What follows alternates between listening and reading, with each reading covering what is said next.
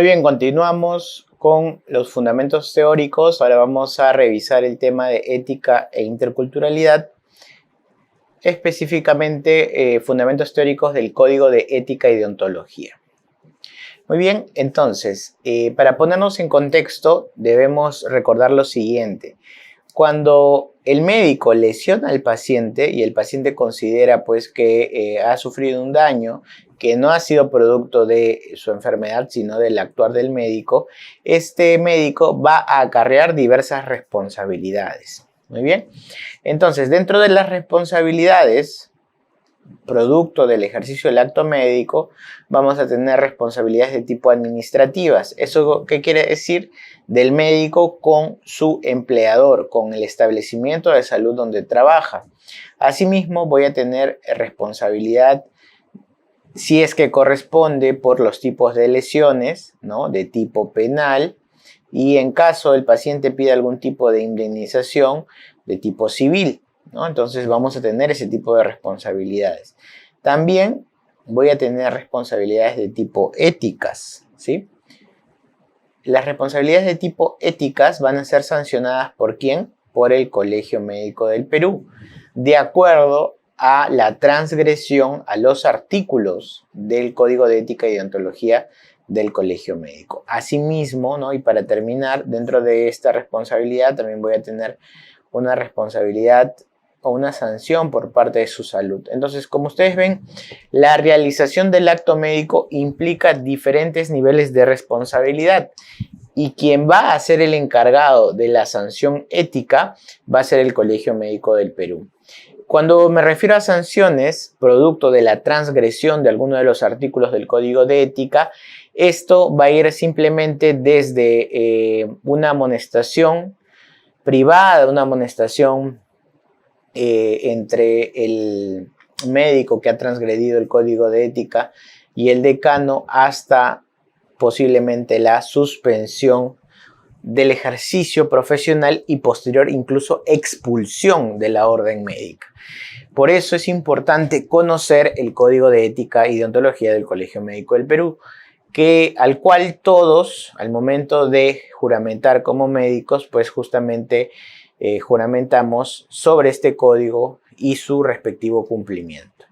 El código, entonces, como les digo, va a contener los preceptos de la ética y de la deontología, pero específicamente se va a dividir en secciones, ¿sí? El código tiene 3 secciones. La primera corresponde a los principios éticos, pero como este es un tema que lo revisamos además también en la parte de ética, principios bioéticos, no vamos a detenernos en esta presentación. Luego tenemos una sección 2 que corresponde a los preceptos deontológicos. Cuando hablamos de deontología nos referimos al deber profesional. Entonces, en este punto sí, cuando hablamos de preceptos deontológicos es donde vamos a desarrollar esta presentación, esta clase, y el punto 3, que es la sección del juzgamiento. Como nosotros, pues no, en esta clase no vamos a pretender tener la expertise para la sanción, sino lo que nosotros debemos conocer es el deber del actuar del médico. Donde nos tenemos que enfocar es en la sección 2, la sección de preceptos deontológicos, ¿ya? Que a su vez se va a dividir, esta tiene una división, porque vamos a tener dentro de esta sección los títulos que hablan respecto a el trato al paciente, vamos a tener aquellos que hablan del acto médico, aquellos que se refieren a la responsabilidad y relación de los profesionales, y finalmente la que se refiere a los documentos como las historias clínicas, los descansos médicos, entre otros. Para recordarles, el Colegio Médico del Perú es una institución creada mediante ley, por eso es de derecho público, asimismo es autónoma, ¿ya? Y representa la profesión médica en todo el territorio del Perú. Para poder ejercer la medicina en el país hay que estar colegiado, no se olviden, ¿ya? La colegiación es requisito indispensable para ejercer la profesión de médico cirujano. Listo. Entonces, Habiendo hecho la pequeña introducción, estamos listos para revisar entonces la sección 2 de preceptos deontológicos, donde voy a ver las cuestiones relacionadas al deber profesional. Veamos. Entonces vamos al título 1, ¿no? Del trabajo médico. Entonces, dentro del trabajo médico voy a encontrar varios capítulos, pero hemos tomado aquellos capítulos más relevantes, porque otros quizás se pueden deducir simplemente si es que es motivo de pregunta, y además los artículos más importantes dentro de cada capítulo.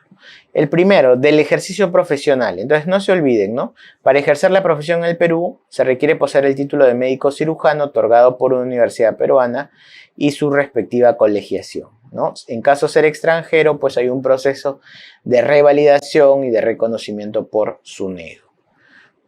Listo, no olviden, siempre hay que estar colegiado entonces para poder ejercer el acto médico. Y aquí hay algo que quizás no necesariamente sea pregunta de examen, pero sí los debe acompañar durante su ejercicio profesional, es que, como ustedes saben, la habilidad depende de estar al día dentro del pago, ¿no?, que se realiza al colegio médico. Entonces, en ocasiones, los pacientes hacen la consulta del médico con el cual se van a atender a través del portal del colegio médico y vamos a encontrar médicos que van a estar en la condición de inhábil, ¿no? Y no es porque no puedan ejercer la medicina, sino simplemente es un tema administrativo y cada uno lo debe de regularizar. Ya tengan en cuenta eso, porque a veces esto acarrea también denuncias por parte del paciente. Siguiente, capítulo 2, del trabajo clínico. Entonces, el médico debe denunciar toda comunicación falsa en el campo de la salud. Comunicación falsa, ¿a qué se refiere? Esto va de la mano con el siguiente artículo, que es que el médico no debe participar en la preparación ni uso de medicamentos sin validación científica y obviamente tampoco en su promoción. Entonces, ahí ¿de quién te acuerdas? De el ministro de Agüita Racimada, ¿no? Entonces, él, por ejemplo, estaba transgrediendo parte, ¿no?, de estos artículos. Ya está. Comunicación falsa cuando hacía la promoción, pues, de esta agua racimada que no tenía ninguna validación científica. Siguiente. El médico no debe intervenir en el proceso de atención de un paciente sin el consentimiento expreso del médico tratante. ¿Eso qué quiere decir? Que si yo tengo contacto con un paciente, ese paciente ya tiene un médico tratante. Si yo no formo parte del equipo del médico tratante, no he sido consultado a través de una interconsulta ni ningún otro documento, pues no debo de intervenir en ese proceso de atención. ¿Ya? Doctor, pero es mi familiar, quiero intervenir, quiero hacer algo. Entonces existe, el reglamento justamente detalla las formas o los mecanismos cómo se va a hacer esta intervención en caso el paciente sea un familiar de médico. Eso lo veremos más adelante. Siguiente artículo, respecto al trabajo clínico, el médico que trabaja en una institución no debe inducir a los pacientes a que acudan a su consulta privada u otra institución con fines de beneficio personal. Entonces, con esto queda claro que esa práctica de estar en un establecimiento y darle, ¿no?, tu tarjeta de tu consultorio particular al paciente es una transgresión al código de ética, ¿ok? Tanto si es laborando en una institución pública como en una institución privada. En ambos casos, ¿sí?, se entiende que los pacientes acuden a ese establecimiento por algún motivo, confianza en el establecimiento, filiación por el tipo de seguro, el que sea. Pero eso no te da derecho a que tú lo lleves a tu consulta privada, ¿ya? Entonces no caigamos tampoco en la transgresión de ese artículo en el ejercicio del trabajo. Ahora, sobre el trabajo especializado, es decir, en este caso ya con miras al médico especialista. Primero, el médico debe abstenerse de atender pacientes cuya dolencia no corresponda al campo de su especialidad. Entonces, podemos poner el caso, por ejemplo, de un cirujano general realizando cirugías de tipo estética. Aquí no corresponde, ¿ya? Si no es el campo de su especialidad, no corresponde. Y así podemos citar muchos casos, ¿no? Entonces, si el médico no está capacitado en un campo, no debe realizarlo. Y existe una excepción. ¿Cuál es? Ante los estados de emergencia. Entonces, en COVID, no importa, como estamos en una emergencia sanitaria, todos tenían prácticamente el deber pues, de atender a los pacientes en cualquiera de las áreas, ¿no? Indistintamente de la especialidad que tuvieran. El médico debe informarse y respetar los conocimientos y prácticas ancestrales, revalorando sus aportes y beneficios.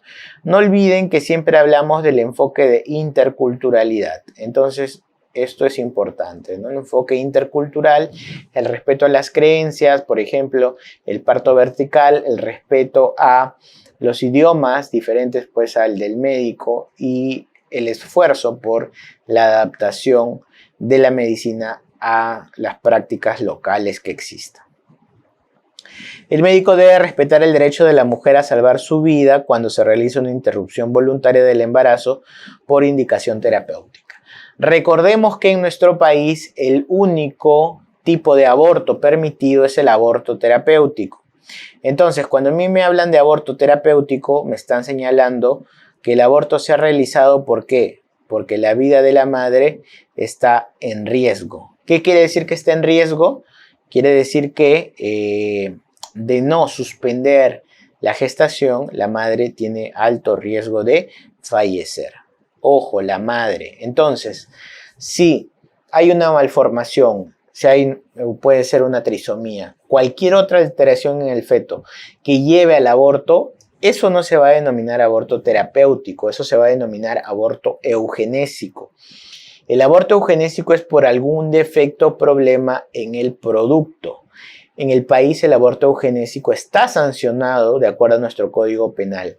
Por lo tanto, la única razón para interrumpir la gestación es el aborto terapéutico.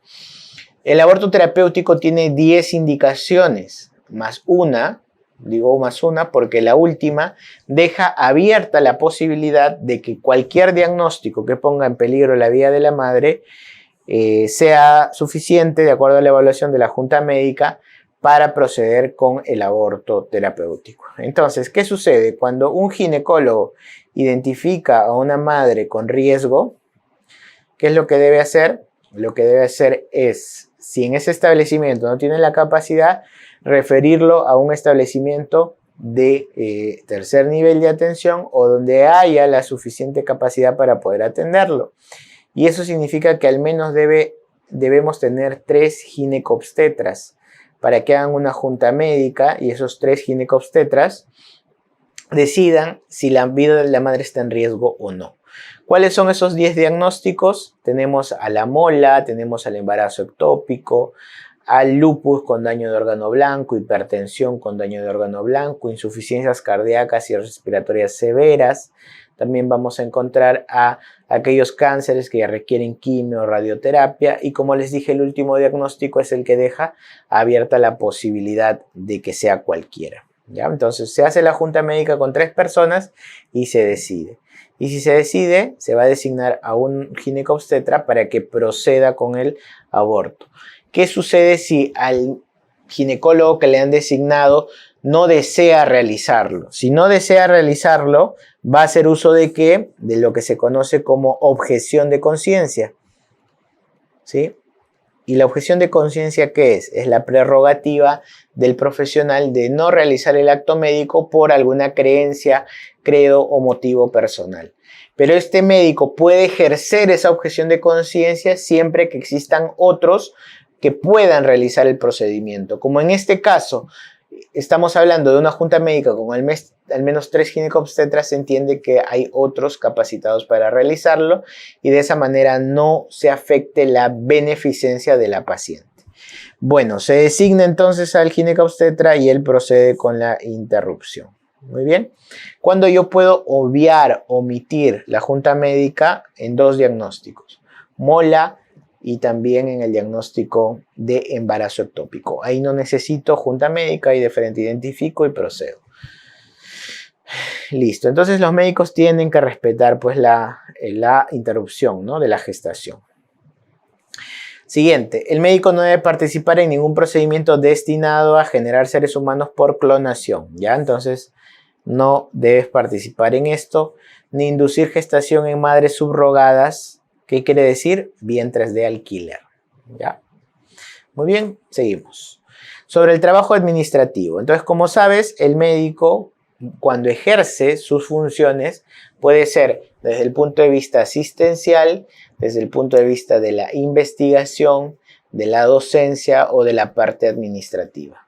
Ya vimos en la anterior del trabajo médico, médico especializado, ahora estamos viendo el trabajo de tipo administrativo. Entonces el médico que es jefe puede ser jefe de servicio, jefe de departamento, jefe de puesto de salud, gerente de la red, director de la red, cualquier puesto que tengas, también estás dentro del código de ética.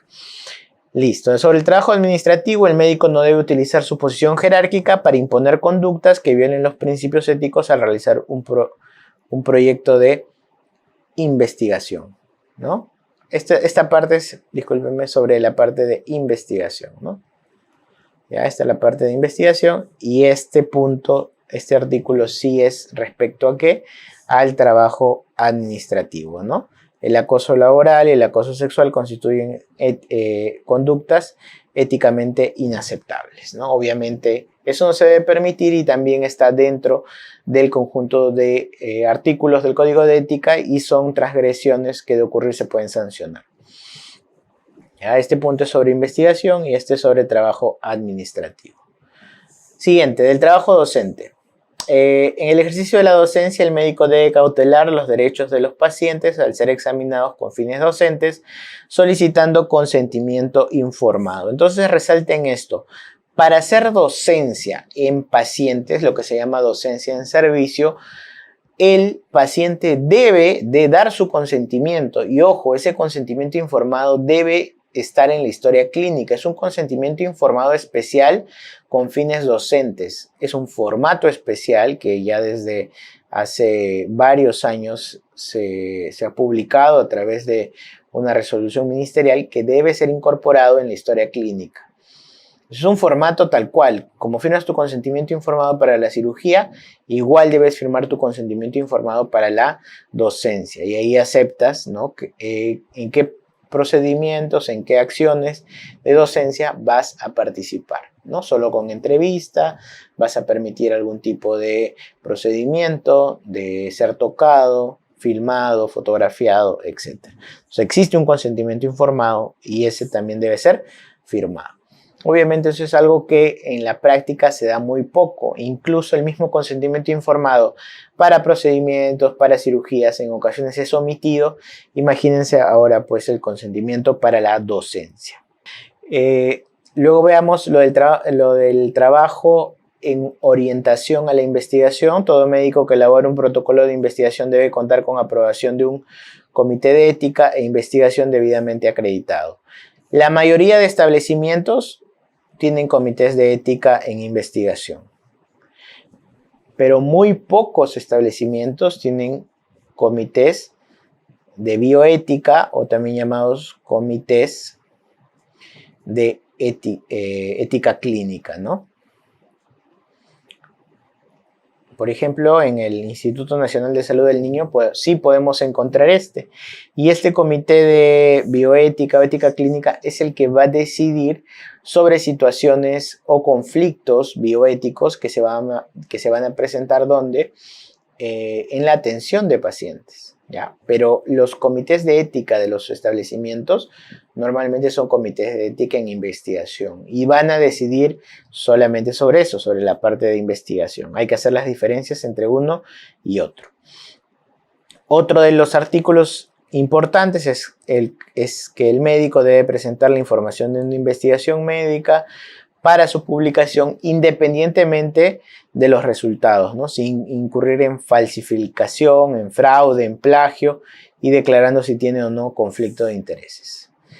El siguiente capítulo, que es sobre telesalud, recordar que la telemedicina y las comunicaciones virtuales o electrónicas se deben realizar cuando no fuera posible de manera presencial por imposibilidad física de una de las partes. Si bien es cierto, la tecnología ha permitido acercar al paciente o que el profesional en todo caso se acerque al paciente, no es la medida más adecuada de acuerdo a lo que sugiere el Código de Ética, ¿no? La consulta por telemedicina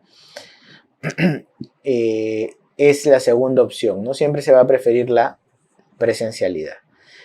Bueno, la teleinterconsulta, ¿sí?, o la telejunta médica puede prescindir del paciente.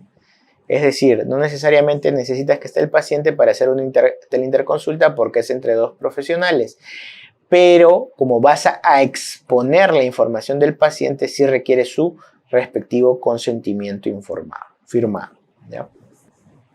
Muy bien, vamos con el título 2, ya vimos lo que correspondía al trabajo médico, ahora vamos con la parte de atención a los pacientes. Primero, el acto médico. Entonces, el acto médico, aquí está, resáltalo por favor, es la esencia del ejercicio de la profesión médica. Todo médico debe practicarlo con responsabilidad, con competencia y preservarlo de acciones que lo hagan incumplir. El médico cirujano, en la realización del acto médico, debe comprometerse con decoro, honestidad, responsabilidad, integridad, prudencia y respeto a la dignidad humana. Recuerda que la dignidad humana es una condición inherente al ser humano, ¿ya? No es irrenunciable y uno simplemente va a presentar o ejercer su dignidad con el hecho de ser persona. El médico debe evaluar cuidadosamente y objetivamente los riesgos que implica atender a sus familiares, ¿no? Hasta, ojo, podría producir sesgos. El médico no debe tener una relación sentimental o sexual con sus pacientes y el cirujano no debe realizar intervenciones quirúrgicas en establecimientos que no tengan condiciones necesarias para evitar y tratar complicaciones de salud del paciente. Entonces, esto es importante, ¿no? Con este artículo a veces se sancionan a muchos médicos. ¿Por qué? Porque vamos a ver que en ocasiones tenemos cirugías que se realizan en establecimientos que no reúnen las condiciones necesarias, no tienen una sala adecuada de operaciones, no hay además una sala de recuperación adecuada, o en todo caso vamos a encontrar establecimientos que no cuentan pues con ambulancia para poder trasladar al paciente en caso de complicaciones o en todo caso pues servicios de cuidados intensivos. Todo eso va a ser un riesgo para el paciente y el cirujano tiene que evaluar todo ello para hacer una cirugía de forma segura. Veamos el capítulo 3 de la relación médico-paciente, ¿no? El médico debe relacionarse con el paciente en igualdad de condiciones respecto de su condición humana. Es decir, ya terminó esa faceta del médico paternalista, no. Ahora la relación médico-paciente se da en igualdad de condiciones. Es deber del médico tratante informar al paciente que tiene derecho a solicitar una segunda opinión si lo considera conveniente. Eso también, en ocasiones el médico se molesta porque el paciente busca una segunda opinión, lo cual no es adecuado. Es un derecho del paciente pedir una segunda opinión en caso no esté conforme con el médico que lo está tratando o quiera ampliar algún tipo de información. De las relaciones del médico con familiares y allegados del paciente, ¿no? El médico, que es familiar o acompañante de un paciente hospitalizado, debe establecer con los médicos tratantes un comportamiento respetuoso y no interferir con la atención al paciente. Entonces, si yo soy médico y estoy con un familiar en algún establecimiento de salud, debo tratar con cordialidad, con respeto al médico. En caso yo tenga una información adicional que el médico podría solicitar, debo de solicitarle una reunión para poder trasladarle esa información. Sobre el tratamiento médico, el médico está facultado para indicar el tratamiento a su paciente y es responsable de lo que prescribe. Y el paciente tiene derecho a aceptar o rechazar un tratamiento. Ojo con eso. ¿Por qué? Porque esto pues ratifica lo de la relación médico-paciente en condición de igualdad. Asimismo, si el paciente rechaza el tratamiento, eso no debe de ser tomado de manera personal por el médico. Vamos a encontrar casos en los cuales el paciente, por ejemplo, pide su alta voluntaria al no estar de acuerdo con el tratamiento y luego el médico decide negarle la continuidad del tratamiento, tal vez de forma ambulatoria. Siguiente capítulo de los honorarios profesionales. El médico tiene derecho a cobrar honorarios justos, ¿sí? A atender con atenta contra la ética el indicar la realización de exámenes o procedimientos especializados en un determinado centro o por un determinado profesional. Entonces, esas prácticas en las cuales yo le digo, señor, usted va y se saca el examen en tal lugar, o va y se saca la prueba de imágenes en determinado sitio, atenta contra la ética. Ojo ahí, ¿sí? El médico que trabaja en un establecimiento de salud pública o privada no debe recibir ningún pago por su servicio por parte de los pacientes. Es decir, si el establecimiento ya te está pagando a ti, tú aparte no le debes cobrar al paciente. Y esa es una mala práctica que podemos ver en las instituciones privadas especialmente, ¿no? Hay una tarifa del establecimiento, pero el cirujano, el médico le dice, yo aparte cobro por atenderte este monto, lo cual no está bien y es una transgresión al código de ética. Sobre el secreto profesional, el médico debe mantener el secreto, es su deber, ¿ya?, sobre toda la información que le ha proporcionado el paciente. Incluso el fallecimiento no exime del cumplimiento de este deber. Ahora, si el médico constata que el paciente ha sido víctima de daños a su integridad física, mental y no está en las condiciones de denunciar, el deber del médico es denunciar el hecho, ¿ya? Y ahí sí va a justamente dejar de lado el secreto profesional por poner la denuncia. Ante mandato judicial, también el médico va a tener que obviar de mantener el secreto profesional porque es un mandato judicial, ¿no? En los demás casos, no. Y vamos con la última parte sobre los documentos. Entonces, primero la historia clínica. El médico no debe modificar o adulterar cualquier contenido de la historia clínica o de cualquier otro documento clínico relacionado a la atención del paciente. A veces tenemos complicaciones con el paciente y ¿qué hacen los médicos? Buscan la historia y tratan, ahí recién se acuerdan que tienen que escribir bien, ¿no? Completan todo lo que les falta. No es adecuado. La historia se llena en el momento que se realiza o en cada oportunidad en que se realiza la atención al paciente. Después ya no puede ser modificada. Esto es más difícil pues en las historias clínicas de tipo electrónicas, ¿no? Y sobre el certificado médico, que es justamente el que ven acá, este es un documento de carácter médico legal donde el médico va a redactar para qué está llenando el documento, ¿no? Cuando emite una certificación. ¿Es de buena salud o es un descanso médico? ¿Por qué motivo lo está llenando? Y debe hacerlo en este formato. Sobre las relaciones profesionales. Entonces, respecto a las relaciones profesionales, el médico que es convocado por el paciente o su familia para emitir opinión o reemplazar a otro médico en su atención debe abstenerse de atenderlo si tuviera conocimiento que no ha informado el hecho a su médico tratante. Esto ratifica lo que vimos en la primera parte, ¿no? En el título número 1. El médico no debe meterse si no es el médico tratante del paciente. Y ahí este artículo lo está ratificando. Y otro que está un poco en el olvido y que vale la pena recordarlo, es que el médico tiene el deber de prestar atención de cortesía al colega, así como al cónyuge, hijos y padres que dependan de él o ella. Que esa atención de cortesía, en pocas palabras, que no debe de realizar cobros, ¿no? Siempre que esto, obviamente, en el código de ética está un poco más ampliado, siempre que esto no vaya en perjuicio del mismo médico, ¿no? Si hay un requerimiento, pues, quirúrgico, una complejidad de trabajo, etcétera, pues ya es difícil que se exoneren de los honorarios, ¿no? Pero debe mantenerse siempre la cortesía con el colega y con sus familiares que de él depende. Y por último, ¿no? El médico debe ser consciente que aceptar incentivos o facilidades especiales de las empresas comercializadoras de medicamentos o similares puede sesgar la opinión del especialista en la toma de decisiones, por lo que se debe abstener de estas responsabilidades. Entonces vamos a encontrar que algunas farmacéuticas o empresas, ¿no?, del rubro tienen malas prácticas, ¿no? ¿Y qué hacen? Incentivan al médico a prescribir ciertos medicamentos y luego esto es, el médico recibe una contraprestación por ello, lo cual está mal, ¿no? Imagínense en medicamentos de tipo biológicos, que sabemos que son de alto costo. Y eso, ¿qué va a hacer? Va a incentivar, pues, la prescripción del médico.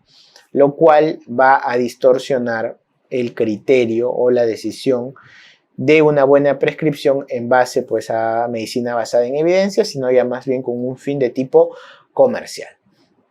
Y bien, con eso hemos revisado pues los artículos principales dentro de los títulos y las secciones que más destacan en el Código de Ética y Deontología.